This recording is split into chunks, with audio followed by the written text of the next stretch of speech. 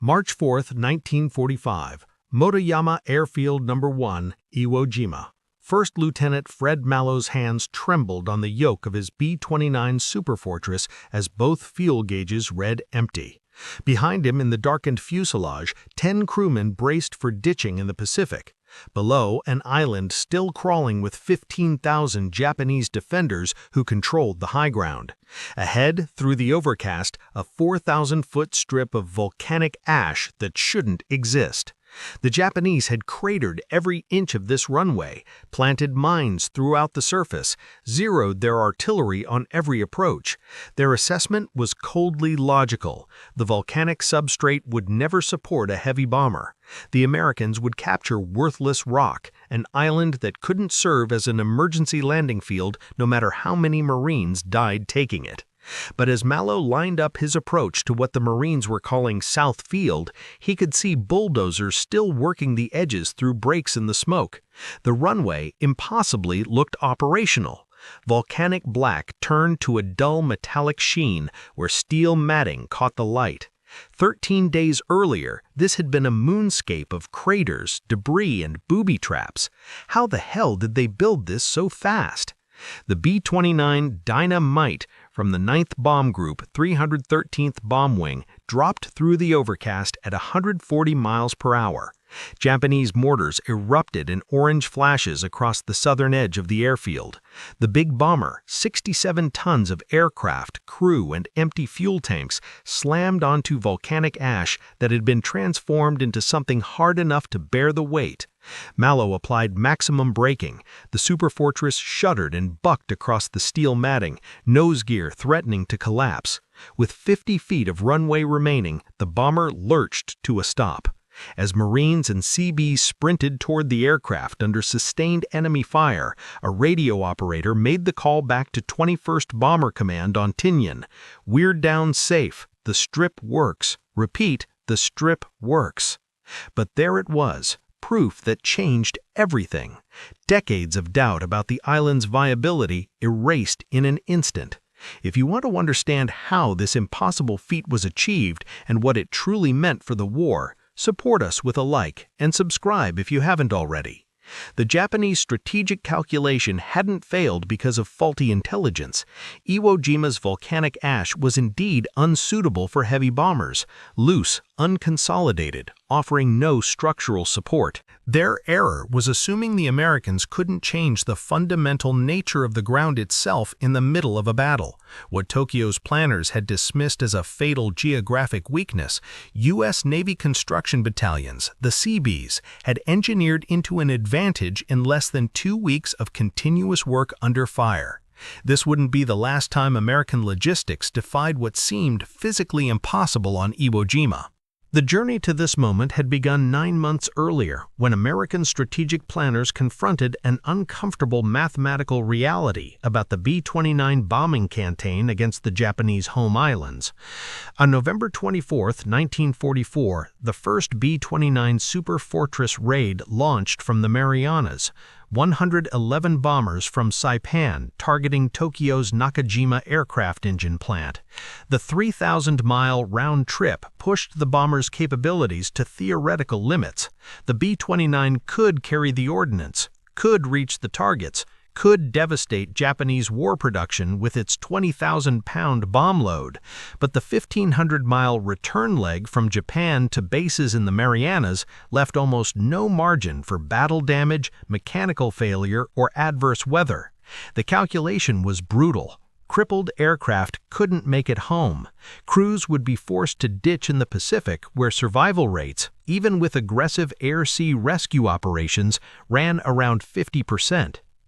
As the bombing campaign intensified through December 1944 and into early 1945, B-29s began arriving back at the Marianas shot full of holes, engines streaming smoke, hydraulics failing, control surfaces damaged. Some didn't arrive at all, their wreckage scattered across 1,500 miles of ocean.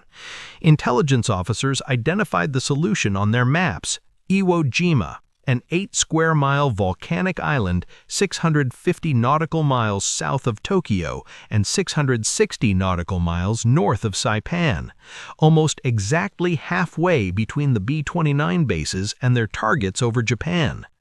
Japanese forces had constructed 3 airfields there, designated Motoyama Airfields numbers 1, 2, and 3, using the island as both an early warning radar station and a base for fighters that harassed American bomber streams on their way to Japan. Capturing Iwo Jima would eliminate that threat. More critically, it would provide an emergency landing field for damaged bombers. The distance calculation was simple. A B-29 that couldn't make Saipan could almost certainly reach Iwo Jima. The 650-mile shorter flight might mean the difference between controlled landing and ocean ditching. But Iwo Jima presented the same problem for both sides: the volcanic ash soil. The island's surface consisted of unconsolidated tephra, loose particles of volcanic glass, pumice, and ash ejected during eruptions over millennia. This material couldn't support heavy loads without extensive stabilization. Engineers called it sugar sand, fine black particles that shifted under any weight. When the 4th and 5th Marine Divisions waded ashore at 8:59 hours on February 19, 1945, they sank ankle-deep with each step. Amphibious tractors bogged down within yards of the waterline. Wheeled vehicles were useless. The volcanic sand offered no traction, no cohesion, no structural integrity whatsoever. Japanese Lieutenant General Tadamichi Kuribayashi, a brilliant defensive tactician who had studied American industrial capacity firsthand as a military attaché in Washington, understood this terrain intimately.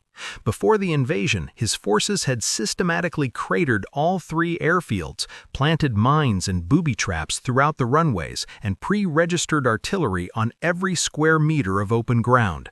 His assessment wasn't wishful thinking, it was sound engineering judgment. Repairing runways in volcanic ash would require massive amounts of stabilized fill material and heavy compaction equipment.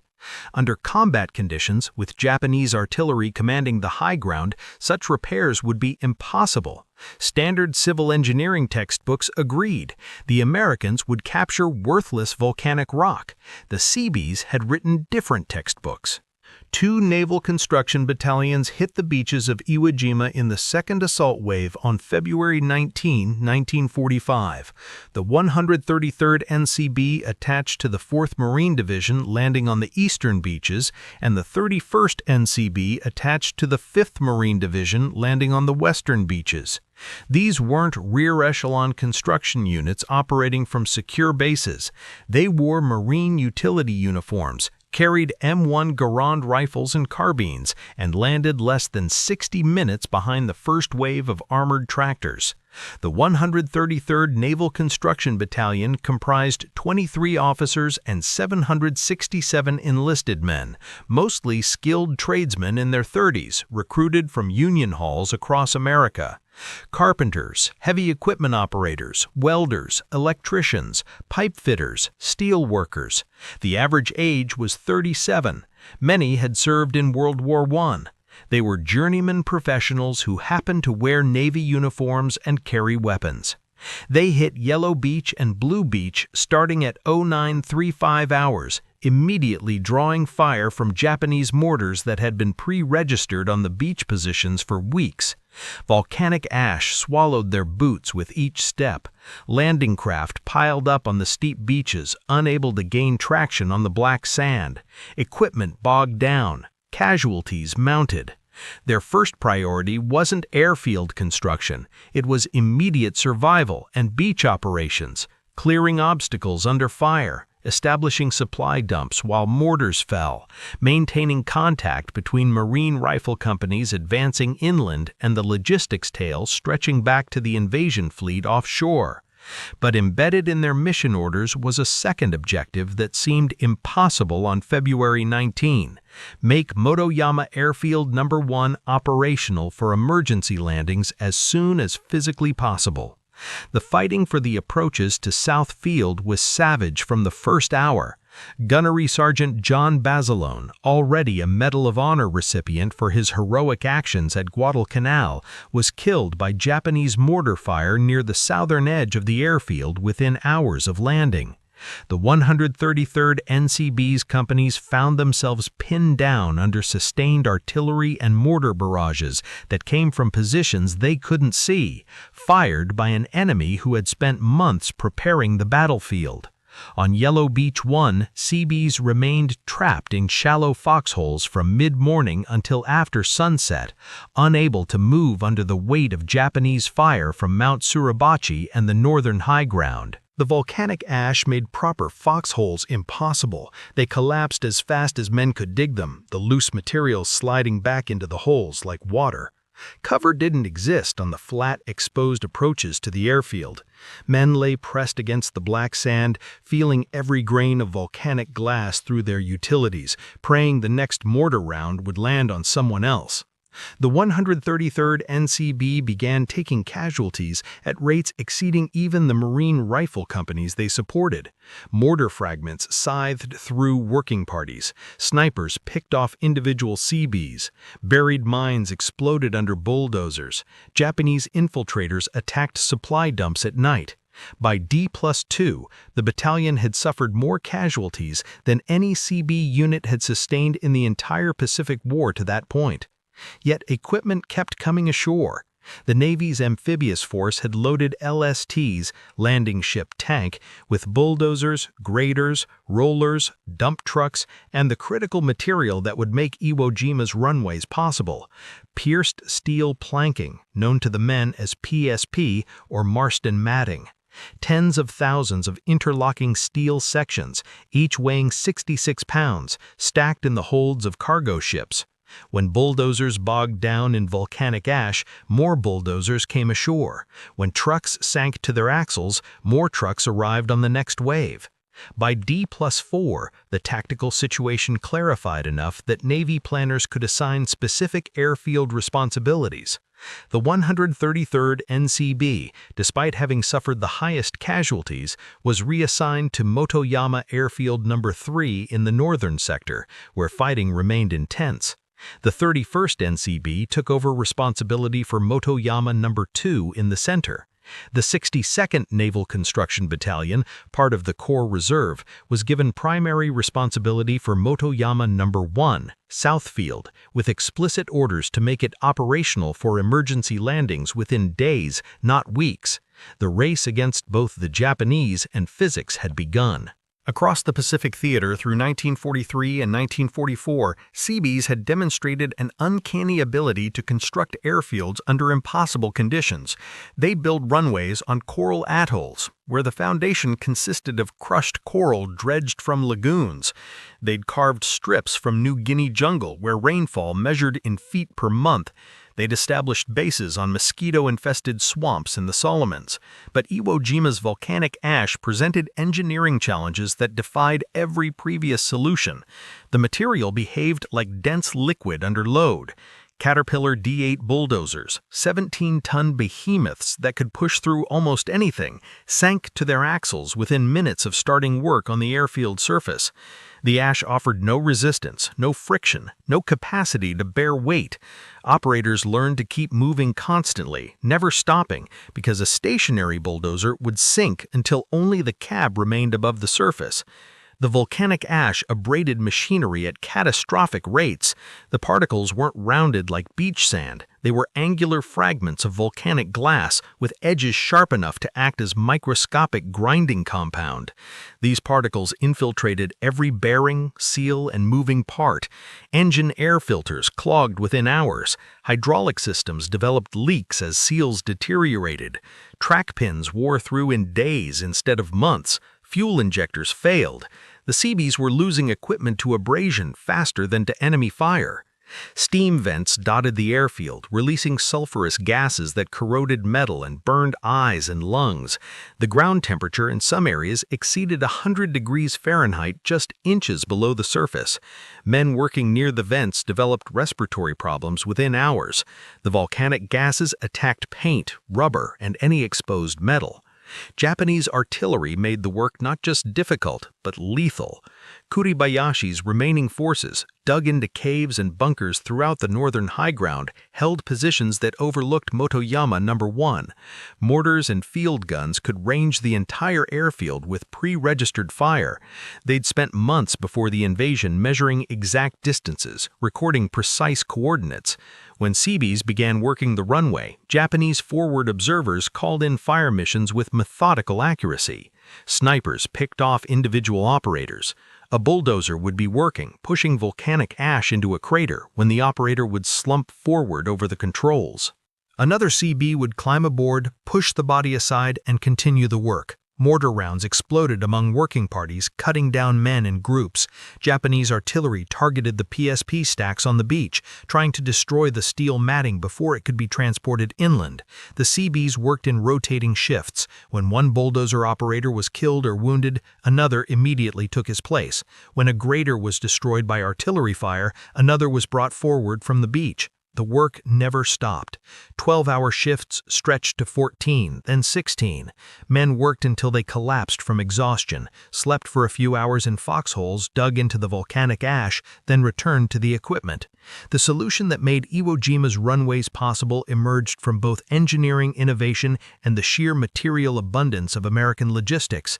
The Navy had delivered pierced steel planking specifically for this operation, prefabricated runway matting developed in the late 1930s specifically for rapid airfield construction in forward areas. Each section measured exactly 10 feet long by 15 inches wide, stamped from sheet steel, 0.140 inches thick. The steel was punched with a pattern of holes that reduced weight to 66 pounds per section while maintaining structural strength sufficient to support heavy aircraft. Hooks along one edge and slots along the other allowed sections to interlock, creating a continuous metal surface. The mathematics were straightforward. A runway 150 feet wide and 5,000 feet long required approximately 60,000 individual PSP sections. Each section had to be unloaded from cargo ships onto beaches under fire, loaded onto trucks, transported inland on roads that were simultaneously being constructed, and then hand-carried into position by teams of Seabees working under Japanese artillery fire. But PSP couldn't simply be laid directly on volcanic ash. The substrate had to be stabilized first, compacted into something capable of bearing both the weight of the steel matting and the aircraft that would land on it. This is where CB engineering diverged completely from Japanese assumptions about the island's fundamental unusability. American engineers discovered that Iwo Jima's volcanic material, when properly processed, possessed unexpected properties. Quarries opened on the island yielded a mixture of volcanic sand and clay that, when wetted with seawater and compacted by heavy rollers, achieved remarkable hardness. The salt water acted as a binding agent at the molecular level, causing the volcanic particles to lock together under compression. The Seabees were using 350,000 gallons of seawater daily just for soil stabilization.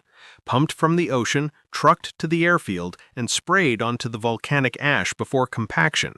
Layer by layer, the Seabees built up a stable subbase, 6 inches of volcanic material, wetted and compacted. Another 6 inches, wetted and compacted. Heavy steel rollers, some weighing 10 tons, were towed back and forth across each section until the volcanic ash transformed into something approaching the hardness of concrete. In areas where the volcanic material remained too unstable, Seabees trucked in crushed rock from quarries and used it to create artificial foundations. The process was methodical, systematic, and relentlessly efficient. When Japanese artillery blew a crater in a section that had just been completed, Seabees filled it and started the compaction process again. When one area of the runway was finished, they moved to the next section. The line of completed runway advanced at roughly 200 feet per day, a pace that seemed impossibly slow when measured against the need, astonishingly fast when measured against the conditions. By February 26th, D+7, the 62nd NCB had prepared a 4,000-foot section of South Field to the point where light observation aircraft could land. An OY-1 Sentinel spotter plane piloted by Lieutenant Harvey Olson of Marine Observation Squadron 4 touched down that afternoon, providing immediate close air support coordination for Marine rifle companies still fighting across the island. The Grasshopper's arrival proved the concept. The volcanic ash runway could support aircraft. But 4,000 feet barely provided enough distance for a fully loaded B-29 superfortress to land and stop under ideal conditions. With battle damage, low fuel, and the psychological stress of landing on an active battlefield with enemy artillery ranging the runway, pilots would need every foot available. The Seabees kept building, kept compacting, kept laying steel matting section by section. By March 2, D+11, Southfield had been graded to 4,000 feet of usable length with PSP surface, barely long enough for emergency operations. No margin for error, no overrun area. Land long or come in too fast, and the bomber would cartwheel off the end of the runway into volcanic ash that would collapse the landing gear. The runway was ready. The question was whether any B-29 would need it desperately enough to risk landing on an active battlefield. Behind this engineering achievement lay a design philosophy forged in America's industrial heartland and validated across every Pacific battlefield since Guadalcanal. Overwhelming material abundance could solve problems that clever engineering couldn't. The Seabees weren't traditional military units. Formed in January 1942 under Rear Admiral Ben Morrell, chief of the Navy's Bureau of Yards and Docks, Naval Construction Battalions recruited directly from the skilled trades. The Navy went to union halls in Pittsburgh, Detroit, San Francisco, and Seattle, looking for men who could operate heavy equipment, read blueprints, weld steel, and wire electrical systems. These weren't kids fresh out of boot camp.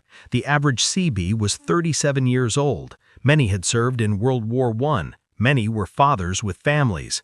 They were journeyman professionals who happened to wear Navy uniforms because the military needed their skills more than their combat potential.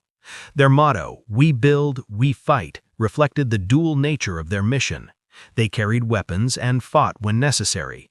Seabees had won Navy Crosses and Silver Stars in combat across the Pacific, but their primary weapon was the bulldozer, not the rifle. Their strategic value came from the ability to transform terrain faster than enemy planners believed possible. American industrial capacity made this philosophy viable in ways that no other nation could match. The United States in 1945 was producing more steel than the rest of the world combined.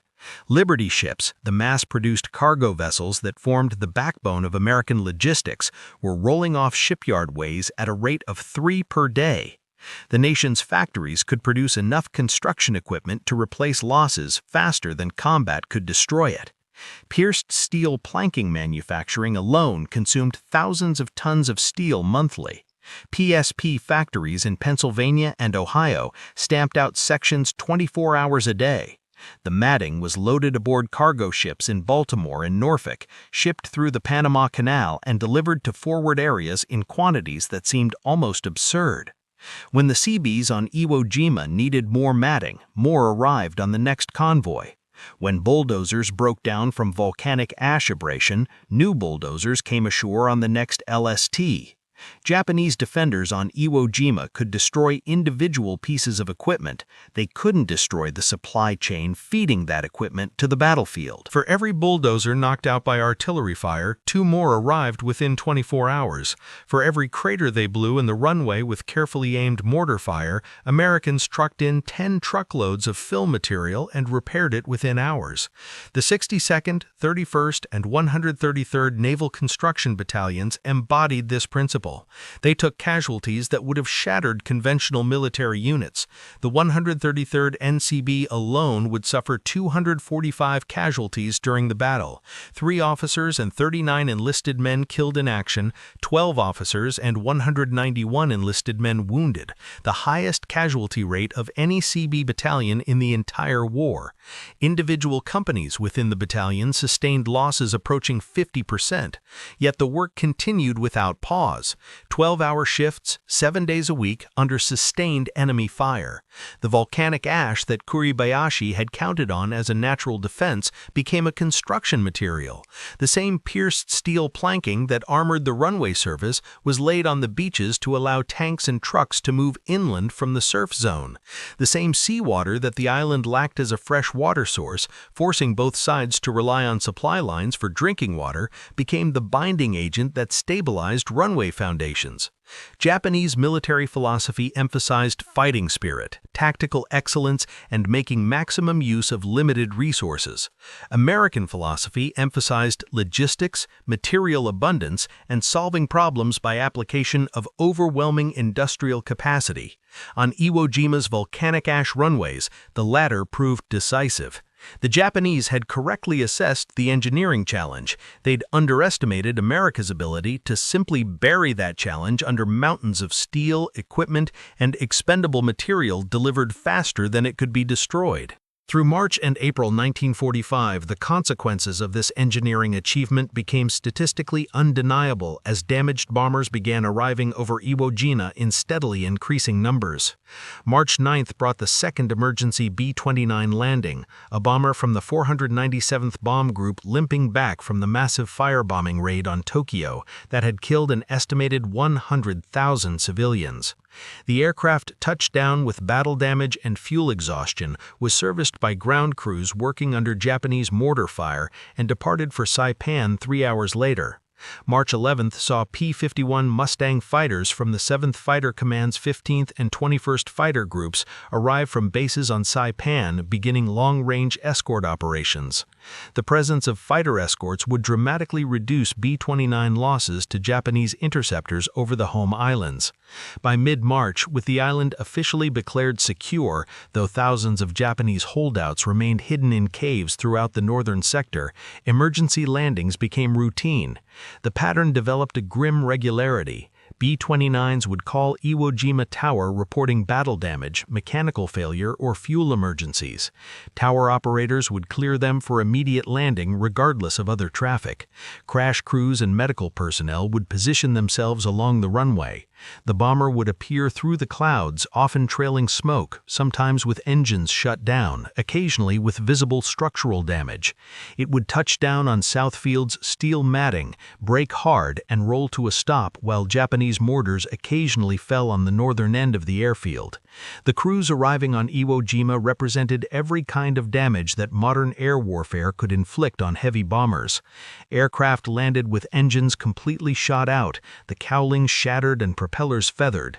Bombers arrived with hydraulic systems failures that left landing gear only partially deployed, requiring belly landings on the PSP surface. Fuel systems compromised by flak holes meant aircraft arrived running on vapor, their tanks reading zero. Electrical fires forced crews to shut down multiple systems.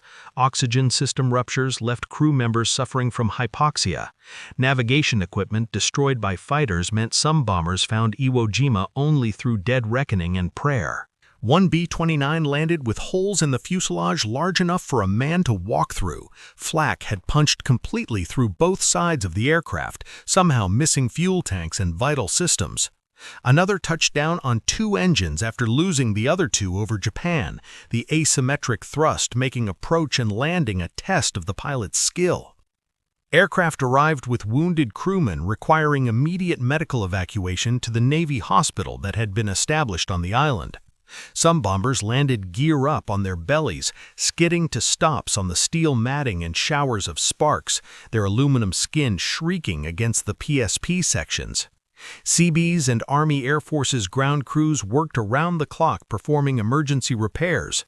Many aircraft needed only fuel and minor maintenance, patch some flak holes, replace a damaged tire, check systems, and could continue to their home bases in the Marianas within hours.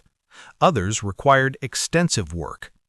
Engine replacements demanded lifting heavy R-3350 radial engines using mobile cranes while working on an active runway. Structural repairs involved patching aluminum skin, replacing damaged ribs and stringers, and ensuring the aircraft remained airworthy for the 660-mile flight to Saipan. The worst cases, aircraft too damaged to repair economically, were cannibalized for spare parts to keep other bombers flying. The human mathematics were stark and undeniable.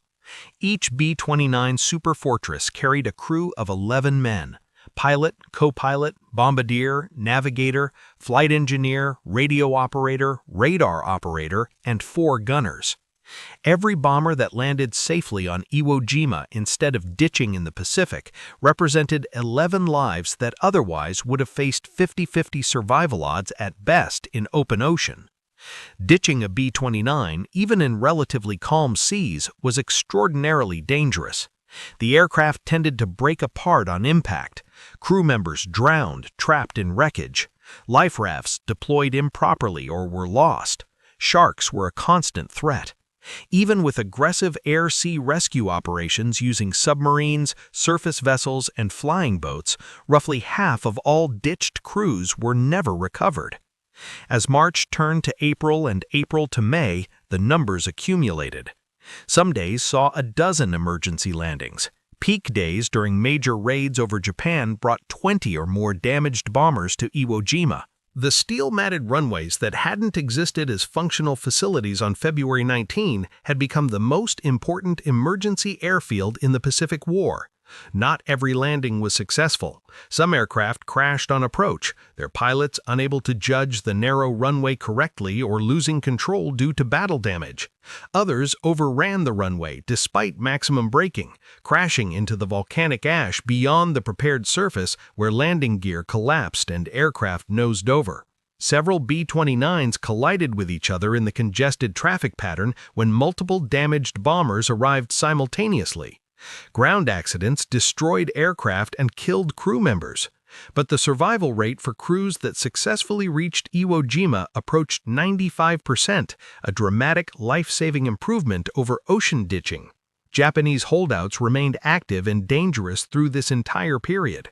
On the night of March 25th, approximately 300 Japanese troops, mostly aviation personnel from the destroyed airfield garrisons, launched a final organized counterattack near Airfield No. 2. They penetrated deep into areas occupied by Air Force personnel and Seabee construction units. The fighting lasted 90 minutes of close-quarters combat with rifles, grenades, and bayonets. 53 Americans were killed and 120 wounded before the attack was crushed by Marine reinforcements. Many of the Japanese attackers were seeking what they called an honorable death rather than capture. Yet the runways kept operating through combat, through Japanese infiltration, through the constant volcanic ash that coated everything. P-51 Mustang fighters began flying long-range escort missions on April 7th, providing fighter protection all the way to Japan and back, a 1,500-mile round trip that would have been impossible from Saipan. The airfields that hadn't existed as functional facilities on February 19 now formed the forward-most American airbase in the Pacific, just 650 nautical miles from Tokyo's heart. By July, as construction continued even after major combat operations ceased, Southfield featured a 6,000 by 200-foot runway surfaced with emulsified asphalt over the original volcanic ash and PSP foundation. Central Field, Motoyama No. 2, had been extended to 8,500 feet and would eventually reach 9,800 feet, long enough to handle any bomber in the American inventory. Northfield, barely started when the battle began, had been pushed to 6,000 feet by war's end. The infrastructure included 7,950 feet of taxiways connecting the runways, 258 individual hardstands where aircraft could park, fuel storage facilities holding thousands of gallons of aviation gasoline, maintenance hangars, and complete repair facilities. The transformation from volcanic moonscape to operational air base complex had taken 4 months of continuous work under combat conditions, work paid for in CB casualties, destroyed equipment, and the relentless application of American industrial output. Airfield construction. Southfield extended from 4,000 feet, March 2, to 6,000 feet by 200 feet, July 1945, surfaced with emulsified asphalt. Central Field reached 9,800 feet, becoming the longest runway in the Pacific Theater. Northfield completed to 6,000 feet by August 1945. Total taxiway construction 18,000 plus linear feet connecting all facilities. Hard stands constructed 387 individual aircraft parking areas. Support facilities, complete fuel storage, maintenance hangars, control towers, medical facilities. B-29 emergency landing operations. First emergency landing March 4, 1945, B-29 Dynamite, pilot First Lieutenant Fred Mallow, 9th BG, 313th BW. Total recorded B-29 landings 2,251 by war's end. Sources vary from 2,200 to 2,400. Peak operational month was June 1945 with over 800 individual B-29 landings. Daily peak up to 20-plus emergency landings during major raid days. Aircraft types served: B-29 Superfortress, P-51 Mustang, P-47 Thunderbolt, C-46 Commando, C-54 Skymaster. Estimated aircraft saved from total loss 400 to 600 bombers that would otherwise have ditched at sea. Air crew saved. Estimated American airmen whose lives were saved by Iwo Jima emergency facilities 24,000 to 27,000 based on 11-man B-29 crews. Represented approximately 10% of total 21st Bomber Command personnel strength. Calculation assumes aircraft landing on Iwo Jima would otherwise have ditched with 50% crew survival rate. Seabee and engineer casualties. 133rd NCB, 245 total casualties, 42 KIA, 203 WIA. Highest loss rate in Seabee history for single operation. 31st NCB, approximately 150 casualties during Iwo Jima operations. 62nd, 90th, 64th, and other Seabees, combined additional losses exceeding 100 through construction period. Total Seabee casualties on Iwo Jima, over 500 across all construction battalions. Army aviation engineer casualties, estimated 75 plus additional losses. P-51 fighter operations from Iwo Jima. 7th Fighter Command escort sorties, 1,191 missions escorting B-29s to Japan, April-August 1945. Strike sorties against Japanese targets, 3,081 ground attack missions. Fighter combatant losses reduced B-29 losses to Japanese interceptors by approximately 50%. Battle cost and context. Total American casualties for capturing Iwo Jima, 26,038, 6,821 killed, 19,217 wounded. Japanese garrison, approximately 21,000 defenders, only 216 captured, remainder killed. When the Japanese surrender came on August 15, 1945, Iwo Jima's 3 airfields were operating at full capacity. P-51 Mustang fighters stood ready on hard stands for escort missions that would never fly. Emergency landing facilities waited for damaged bombers that would never come. The volcanic ash runways that physics said couldn't exist had become the busiest forward air base in the Pacific War. The strategic debate began almost immediately and continues among military historians today.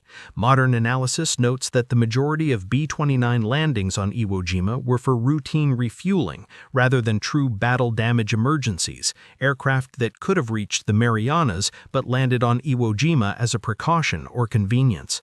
The fighter escort missions, while psychologically valuable to bomber crews, proved less tactically critical than anticipated.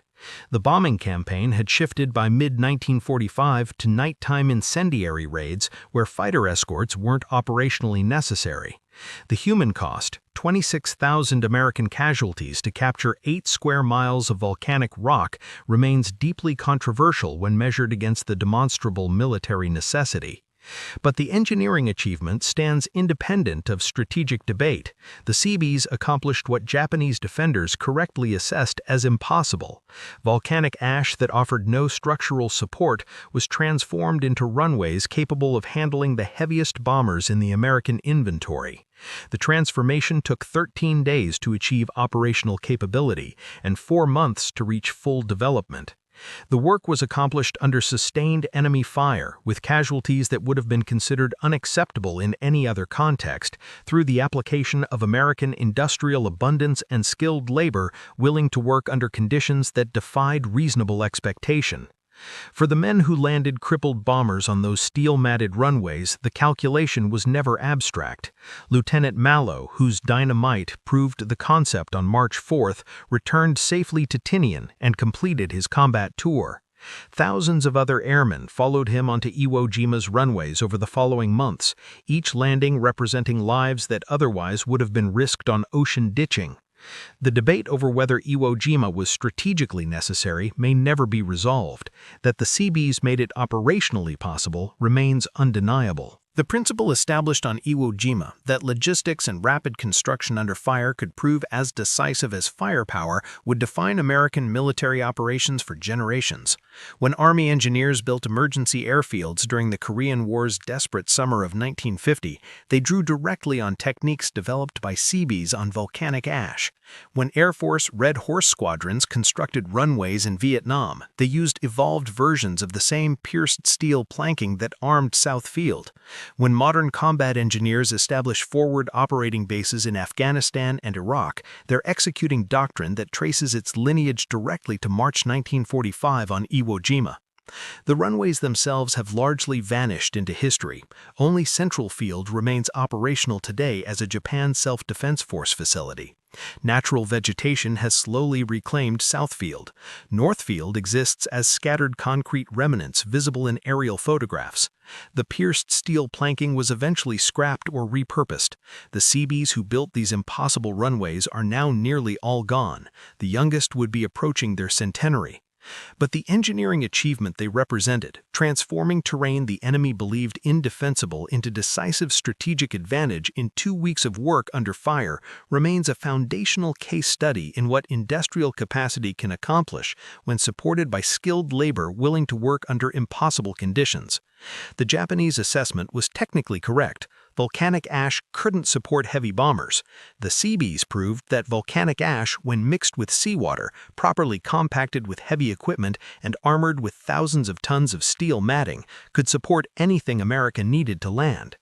Sometimes the most important battles aren't won with rifles or bombs. Sometimes they're won with bulldozers, rollers, and the determination to build what physics says can't be built. That's what 245 Seabee casualties bought on Iwo Jima. Not just runways, the proof that American logistics could reshape the battlefield itself, and that no terrain was so hostile it couldn't be engineered into American advantage given enough steel, enough equipment, and enough men willing to do impossible work under enemy fire. The volcanic ash runways of Iwo Jima stand as monuments not to the inevitability of American victory, but to the unglamorous, lethal, essential work that made that victory possible.